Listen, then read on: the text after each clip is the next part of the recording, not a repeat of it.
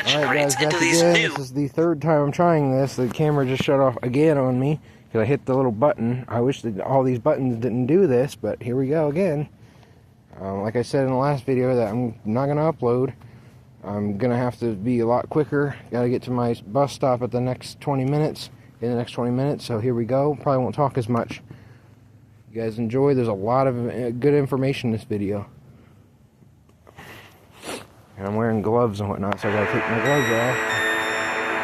So, hit the play button. Hello everybody, it's Techno, and today I'm going to show you how to increase your chances for a wild Pokemon to hold an item in Pokemon Brilliant Diamond and Shining Pearl. In case you didn't know, you can catch a Pokemon from the wild and find out it's holding a little surprise.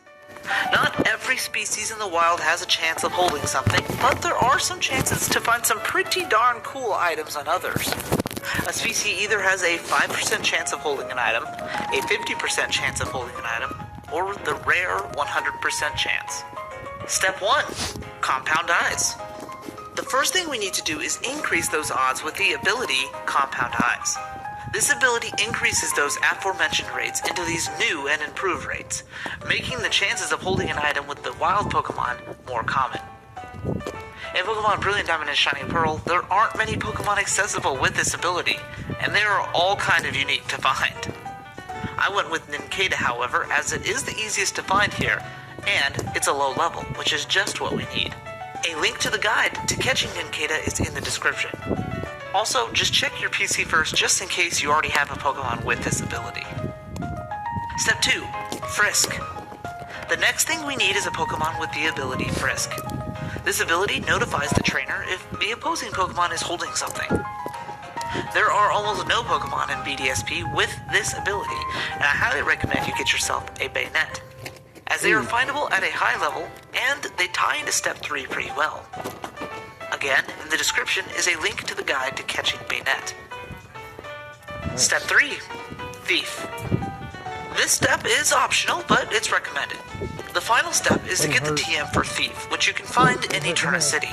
If it's not there, that means you've already gotten it. And that's really not a big deal, because like I said, this is optional. Can you get multiple? If you don't have Thief, make sure you bring lots of Pokeballs instead. Ooh. I have to trade. Step 4. It's setup time, baby. Okay, so let's set up now. Let's make our Pokemon party in the following order. In the first position, place the Pokemon with Compound Eyes. Again, mine is Nincada. In the second position, place the Pokemon with the ability Frisk. Mine is Bayonet. In positions 3 through 5, I recommend bringing someone strong to protect yourself from blacking out. Position 6 you can leave empty. We need our Pokemon with Compound Eyes to faint, so let's go into a battle with a high-level Pokemon and have it knock out your Nincada. Even if it's fainted, its ability still triggers and affects the hold rates of wild Pokemon as long as it's the first Pokemon in your party. Next, go ahead and teach Thief to your Frisk Pokemon. Again, it's optional, and take off any items it may be holding. Now we're going to battle the Pokemon that is holding the item that we're looking for. Let's say you're looking for a Magmarizer on a wild Magby. We're going to battle this Pokemon over and over and over again.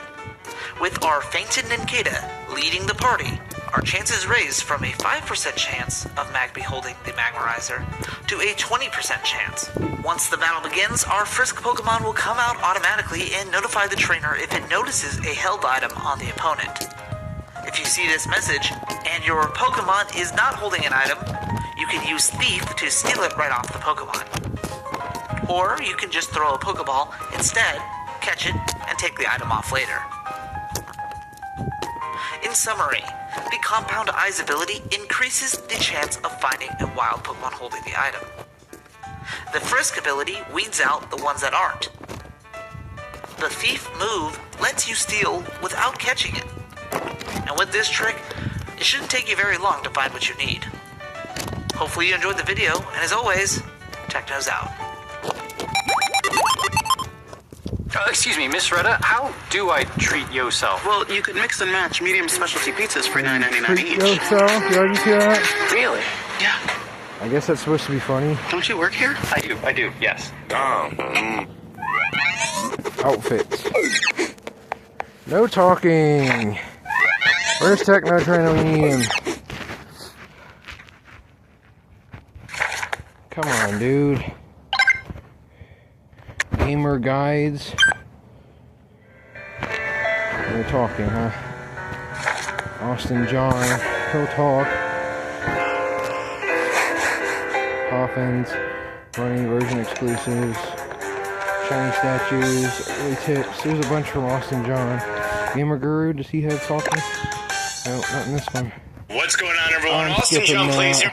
What's going on, everyone? Austin John Plays here, and today I think it's a good idea that we come up with a finite system. No. What's going on, everyone? Austin John Plays here, and today I'm going to be going over some helpful early game tips and tricks to help you out on your brand new Synovian adventure in Pokemon Brilliant Diamond and Shining Pearl.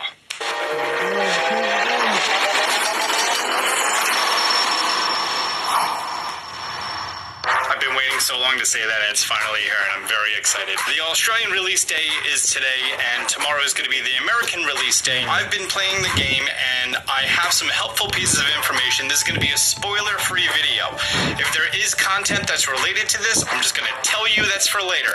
And don't worry, there's no spoilers whatsoever. And I'm going to be talking about a lot of points here. I'm not going to be demonstrating so much. However, I really want to just point out some specific important places and things that you can do in the early game so you can have as good a time as possible. Also, a whole bunch of features have been shown to us very early via the website and the trailers and official release content like that, and I'm just kind of giving you an idea on when those features become accessible. Great, let's hop into it. Alright, first things first, if you played the original games, Diamond, Pearl, and Platinum, you are playing Diamond and Pearl, you are not playing Platinum. In fact, pretty much nothing from Platinum is in this game other than a few quality of life features. However, they're typically implemented in different ways, including the Pokedex. You have the Diamond and Pearl Sinnoh Pokedex of 150 Pokemon as opposed to the original Platinum Sinnoh Dex, which is 210, which means that it's going to be easier for you to complete the Pokedex of seeing all 150 Pokemon. However, some of the Pokemon that were introduced in Platinum are going to be available in the Underground throughout your entire journey, which is really helpful for team building early on. From before you defeat the second gym, you are going to be here in Eterna City, and here's the Underground Man's house right next to the Pokemon Center. He's going to give you the ability to dig underground, in which you can play in local communication on the internet or play alone. If you don't plan on communicating with anybody, I recommend go down, play alone. And here is a very large, sprawling area that expands a whole bunch of different biomes in which you can catch a whole bunch of different Pokemon. The Pokemon that you're going to encounter change as you play through the game at different progress points. In addition, their levels dynamically scale with your progress throughout the game. Unlike the wild area in Pokemon Sword and Shield, where they were either the stock level or 60, as you go through the game at certain significant points, the Pokemon down there will, 1, more species start to show up, 2, more evolved Pokemon start to show up, and 3, their levels increase as you go on. And the Pokemon down here are typically higher level than the Pokemon in the above world at your different progress points. Meaning that the route that you're on, if the Pokemon are level 30, you come down here, they're going to be level 36, and it could be a little challenging at times. Now, I'm going to be putting out very shortly a full Underground guide since it is early game content, but just an honorable mention about the Pokemon that you're going to experience down here. You don't have to pick Chimchar. Diamond and Pearl had a big problem with the lack of fire types that was somewhat resolved in Platinum. However, in the original games, if you did not pick Chimchar, you did not have access to a fire type before the second gym, which is a grass gym. Yes, there are flying types available, but, you may want a fire type. However, in this game, they rectify that because you can get a Houndoom, not Houndour, Houndoom, or a Magby. Magby's in Pearl only. They're levels 16 through 20, and that's before the grass gym, the second gym, which is a really nice quality of life change. I want to make some cookies, but to be frank, I don't know how. I don't even know who Frank is. But thankfully, my Windows 11 Copilot Plus PC can help. With Copilot Voice and Vision, I've got a little help in the kitchen. I've partnered with Microsoft to show you how Copilot Voice and Copilot Vision can help, even if it is your first time making cookies. Hey, Copilot. Hey there, how's it going? What am I looking at? Showing search results for chocolate chip cookies. There's a list of delicious cookie images and recipes. Feel like baking something sweet? With Copilot Vision, Copilot knows exactly what I'm looking at. And in this case, it's a bunch of chocolate chip cookies that I really want to make. Hey, Copilot, what do I need to bake chocolate chip cookies? Bearded ginger. Flour, Salt, Oh vanilla. my gosh. Nice quality of life change. That brings me to the starting Pokemon. Since you don't have to have Chimchar, now there's not an inherent advantage to having him on your team. And honestly, it's much more of your decision on who you want to choose. Also, their early game movesets have been kind of optimized and sort of equaled out a little bit. All of them start with a base stat 40 physical move and a stat altering move. And then at one level, at level 6, they're all going to get a stab base 40 move that's going to be appropriate for their type. Chimchar gets Taunt at level 9, Power Up Punch at 12, and evolves at 14. Piplup gets Charm at 11 and its coverage move Peck at 15 and evolves at 16. Turtwig gets Growth at 10 and the increased crit double battles move Razor Leaf at 13. Curse at 18 and then it evolves lastly at 18. Turtwig's final form Torterra is a grass ground type, which is the worst defensive, being weak to 3, double weak to ice, and resists only 2. It's very slow, but it has a pretty good physical attack and defense. It does learn Leech Seed and Mega Drain and Earthquake, which is always an awesome move. Chimchar's final form is the Firefighting Infernape, who's weak to 4 types, but resists 5 and double resist Bug. He's a fast, great mix attacker, but very low defense. He's a glass cannon and does have a very good move pool. Piplup evolves to be Empoleon, who's a water steel type, which resists 8, has an additional double 2 resistance. Piplup evolves to Empoleon, which is water and steel type. Because of that, it's going to resist 8. 2 of them are double resist, and immunity to poison and only weak to 3. This is the only steel type Pokemon we've had as a starter, so that's pretty unique. He doesn't learn any steel moves other than a base 50 Metal Claw. However, you get the TM for Steel Wing before he even evolves to his final form, so that's not too much of a problem. But for sake of continuity, I'm just going to be playing with all 3, so there's no favoritism in this video. By the way, in this game, if instead of playing the game and having a lot of fun, if instead you want to waste many, many hours in an attempt to get your starter as shiny, you can. At the screen that you open up the case and look at the 3 Pokemon, they're not going to appear shiny as there, but in your first battle, they may be shiny, and that's how you would go ahead and check. And then you go through the long boot up screen, and then you could do the whole process over again. There are ways to get all 3 starters in the game with literally double or better shiny odds in the post game, but if you want to spend an exorbitant amount of time here doing it, you're more than welcome to. The original games had sort of a problem with where you go next. This has been resolved because every time you hit the menu button with X, you see right down here, Cedric went to Eterna City, that's what I named my rival, so you better make the way to, and if you hit the plus button, it's going to literally show you your destination, where you need to go next. My first time playing Pearl, which was recent, it was sort of a mixed bag on where I'm going, so I really had to talk to everyone, see which routes were closed, and then kind of figure out where I'm going and pay attention to text. They've made it a lot easier this way. A really important thing that I want to talk about here is how the game is structured. You're going to have access to the Sinnoh Dex, which is 150 Pokemon, and in order to complete the Pokedex, you just need to see all of them, and then you're going to get access to the National Dex, which is pretty much every Gen 1, 2, 3, and 4 Pokemon are pretty much available between the 2 games, Brilliant Diamond and Shining Pearl. And just a heads up, you can complete the entire Pokedex from just seeing other people's Pokemon and never having to trade for anything. You could just play the game on your own, never connect to the internet, have 0 friends, and still complete the Pokedex and get access to the National Dex. And obviously it doesn't go for catching them all, but seeing them all you can do mostly with trainers that you encounter. Here is a huge tip that I have to give. A lot of events in this game are linked to the in-game clock, and the in-game clock, never ever change it. It messes up so many events. Just synchronize to the internet before you pop it in for the first time.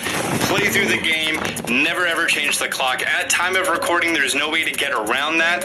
A lot of the events have like this weird over 24-hour hold on the event changing over if you do change your clock. So just whatever you do not change over your clock, okay? One of the biggest tips I could give you. Great, now let's get into some nitty-gritty stuff. First of all, you can change your text speed to fast. You can change your window type on whatever window type you like. I like number 18. Of course, battle effects, battle style, whatever you guys want to do. If you update it to version 1.2, you're going to have a few more options in here, including once you get to the underground, you can reduce rumble. And one of the nicest things is you can disable background music if you so choose to. By the way, definitely update to version 1.1. The quality of life changes changes are huge, and most of all, there's sort of an experience of when you're walking, it just becomes easier to maneuver around. I can get into the specifics about it, but just please take my word, you want version 1.1, which is also necessary for any online interactions. Also, ZL and ZR by default also act like A, so to get through text very quickly if you're interacting with someone, you can literally hold down B and then spam ZL and ZR to go through text even faster if that's your sort of thing. At the beginning of the game, after getting running shoes, you can use the D-pad to walk around, you can use the D-pad while holding B to run around in your 4 cardinal directions, or you can use the joystick to move around freely. The D-pad is going to be helpful if you're using a rappel, which tracks your steps. Also, a late game thing on how to get shiny Pokemon and using the Poke Radar could be very helpful using the D-pad as opposed to using the joystick, but you always have these options. In this game, you can register 4 items. Whatever items that you want, you can take it and you can register it. If you have only one, it doesn't matter which direction you choose. If you just hit the plus button, it's going to use that item. However, if you register a second item, let's register that to left. There we go. Then when you hit the plus button, you're going to have the option of which of the 4. Alright, that's going to be a good stop. I'm going to, try to get Netflix. See if I can maybe do some Netflix content here eventually, because I just got information I have Netflix. So, thank you guys. God bless.